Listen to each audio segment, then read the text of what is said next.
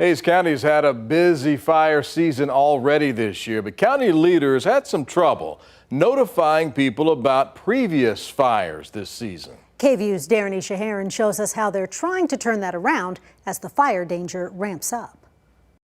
The damage caused by this wildfire is jaw-dropping.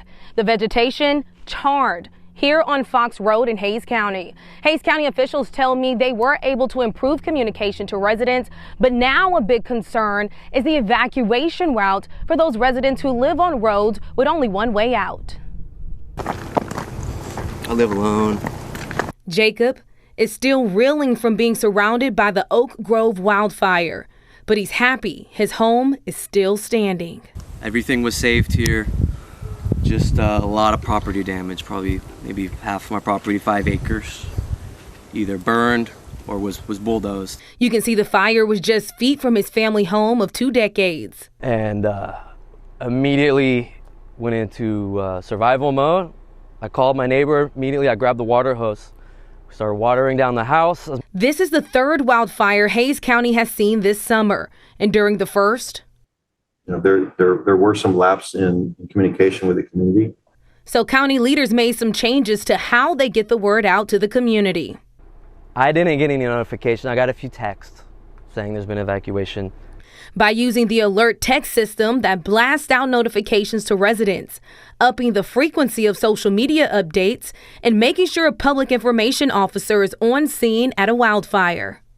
And when these incidents come up, we can't afford not to have somebody on scene, organizing, collating the data, pushing it out appropriately, and making sure that the message is succinct and direct for the residents. I think they did a great job. But Jacob says he was stuck, surrounded by flames for 45 minutes because he lives on a dead-end street. We're trapped out here. Every road out here is a one-way street. From Limekiln is a one-way street to Hilliard, and every street off of that is a one-way street. And there is no any other public access, and there's thousands of people that live in this neighborhood. He hopes the county will create a new evacuation route for not just them, but others in that situation.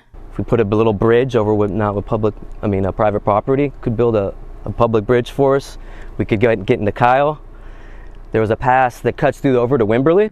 Until this fierce wildfire season is over, Jacob is looking at the bright side. Now it's nice and cleared out for us for next year. There's a lot of good fertilizer for this ashes. Hays County official Mike Jones says there have been a lot of conversations around expanding infrastructure in these rural areas, but it's just something not everybody can agree on. He also says it's the cost to live in seclusion.